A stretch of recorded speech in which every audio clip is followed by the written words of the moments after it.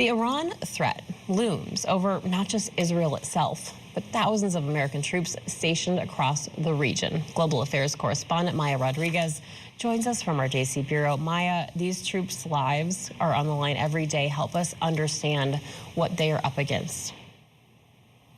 Well, Maritza, you know, attack drones, ballistic missiles, mortars, these are just some of the weapons that are being used against American troops in the Middle East. The strikes are being carried out by militias loyal to Iran, and violent incidents are on the rise. Scripps News spent months compiling data on attacks against American forces stretching back years. The numbers we found help tell the story of what U.S. troops are confronting right now in the Middle East, but they don't capture the personal struggles that many soldiers who endured these attacks still face long after returning home. In the quiet countryside of rural Indiana, Army Reservist Andrea Hayden takes it all in with her loyal companion, Ruby. Do you take Ruby for walks often out here? Yeah, a little bit.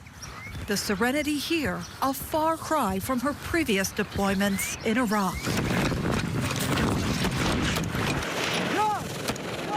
Her enlistment coincided with a period of time that saw the U.S. embroiled in wars in Iraq and Afghanistan.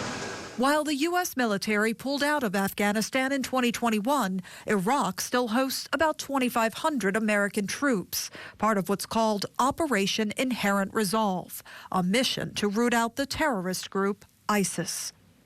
Hayden served as a medic during her 3 tours, and it was on her last deployment at the Al-Asad base in western Iraq that everything changed for her. They had gotten some kind of warning, and I noticed that something was out of the ordinary.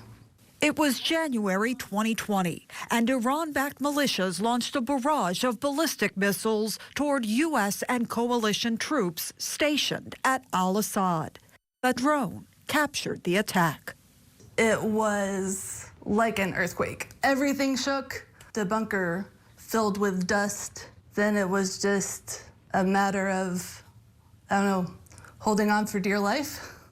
It was the largest ballistic missile attack ever on U.S. forces overseas, and it wouldn't be the last time U.S. troops came under fire. Scripps News spent months combing through the data provided by the Department of Defense and found that since that strike on Al-Asad, attacks on U.S. troops stationed in the Mideast as part of Operation Inherent Resolve have taken the lives of 7 service members and injured nearly 400. But the number of attacks on U.S. troops accelerated after October 7th of last year, the start of the Israel-Gaza war. Since that time, there have been at least 183 attacks on U.S. troops on land. And at sea, Houthi rebels in Yemen, backed by Iran, have launched at least 246 strikes. In all, the attacks injured 183 U.S. service members and killed 3. We saw lots of major threats from non-state actors.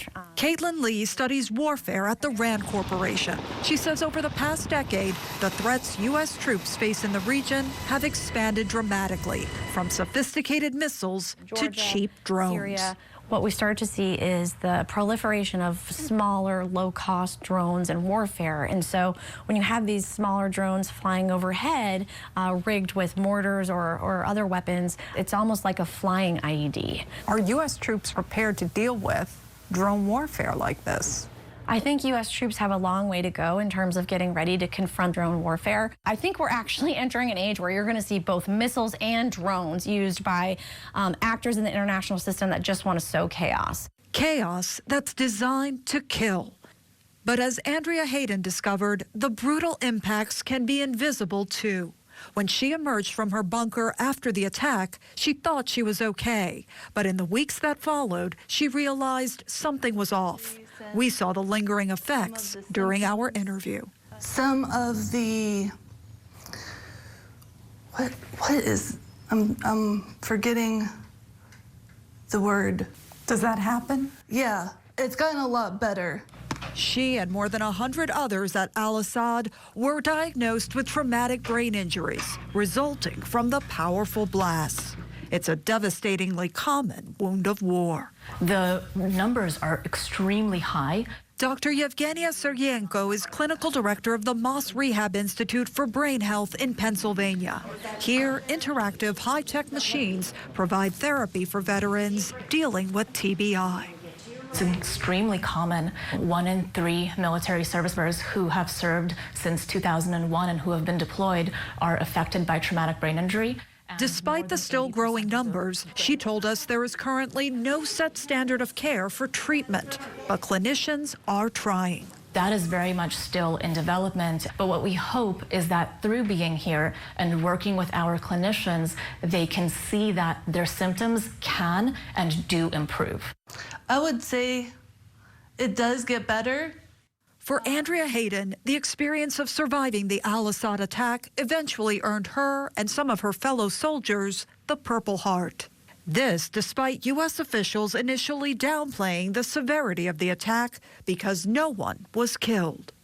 Did it take a while for the higher-ups to acknowledge that you had had this injury? So my command had always been great advocates for me in terms of getting the care that I needed, and also later on pushing to make sure that we got Purple Hearts for our injuries. What was that like to get the Purple Heart for this? I'm so grateful. It really opens a lot of doors to getting different kinds of help. And at the same time, I know that there are a lot of people that are in similar circumstances that weren't able to get their wounds acknowledged. Wounds that now potentially threaten more of this nation's troops as they come under increasing attack in the Middle East.